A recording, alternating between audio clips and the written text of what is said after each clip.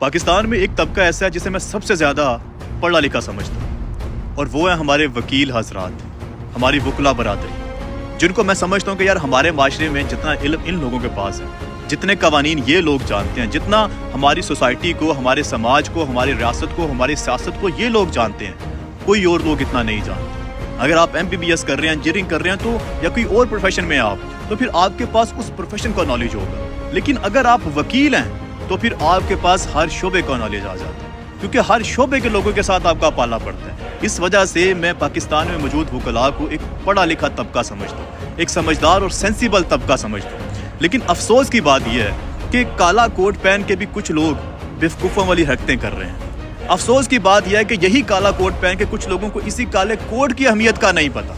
जब आप कोई इदारा ज्वाइन करते हो, कोई प्रोफेशन ज्वाइन करते हो, कोई फील्ड ज्वाइन करते हो, कोई यूनिफॉर्म पहनते हो, तो आपके ऊपर उस इदारे की लिमिट्स लग जाती हैं, आप उस इदारे की डोमेन में आ जाते हो। कोई भी पुलिस वाला, फौजी या वकील अगर अपने इदारे से बाहर जाके कुछ करता है तो भाई वो अपने इदारे के खिलाफ जा रहा है, वो फिर कवानीन की खिलाफ वर्जी कर रहे हैं। मैं आजकल देख रहा हूँ सोशल मीडिया के ऊपर बहुत से वकील ऐसे हैं जो अपनी आवाम के पीछे पड़ गए हैं। बहुत से लोग ऐसे हैं जो लोगों की पर्सनल मैटर्स को लेकर सोशल मीडिया के ऊपर उछाल रहे हैं, जो लोगों के निकाह को लेके, तलाकों को लेके तमाशा बना रहे हैं सोशल मीडिया के ऊपर। और यार एक वो भी वकील था जिसने ये मुल्क बना के दिया था।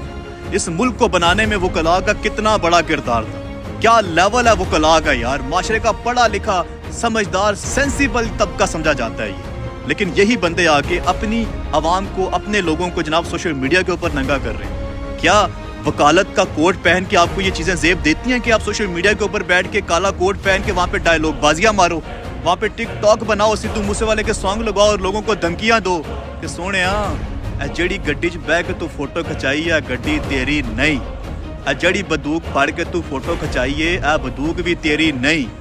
तेनू की मसला है जे गड्डी ओदी नहीं या बंदूक ओदी नहीं, तेनू की मसला है? तू काला कोट पा के अपनी आवाम नूं दसन आया मैं तेरे काले कोट की ड्यूटी है सी, काले कोट का फर्ज की है। वो काला कोट जो होता है ना भाई, इसकी बड़ी रिस्पेक्ट है इस मुल्क में, बड़ा नाम है इसका। इस मुल्क को बनाने में काले कोट का किरदार था, और मैं समझता हूँ कि इस मुल्क को बचाने में भी काला कोट अपना किरदार अदा कर सकता है।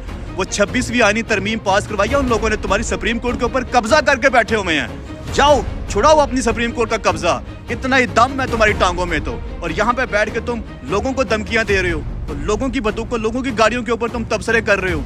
अगर इतनी तुम में बहादुरी है, इतनी तुम में दलेरी है, इतना तुम में जज्बा है, तो जो तुम्हारा फर्ज है, जो तुम्हारा प्रोफेशन तुम्हें कहता है वो करके दिखाओ। तुम्हारा प्रोफेशन ये नहीं कहता कि तुम 50 रुपए की या 500 रुपए की शर्ट किसी को लेकर टिकटॉक के ऊपर वीडियो डाल दो, नहीं।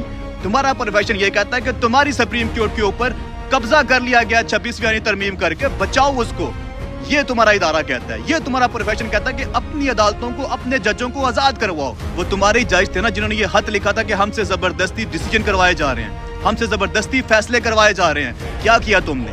और तुम्हारा फर्ज था कि तुम उन जजों को प्रोटेक्ट करते, और तुम्हारा फर्ज था कि तुम अपने उन जजों के साथ, अपनी उन अदालतों के साथ खड़े होते। और तुम यहाँ पे जाकर लोगों की तलाकें डिस्कस कर रहे हो, तुम यहाँ जाकर लोगों के निकाह डिस्कस कर रहे हो, तुम यहाँ लोगों को जनाब धमकियां दे रहे हो कि सोने आते फलाने आते कुछ या। कोई लेवल होता है यार, पढ़े लिखे बंदे में और अनपढ़ बंदे में कोई फर्क होना चाहिए।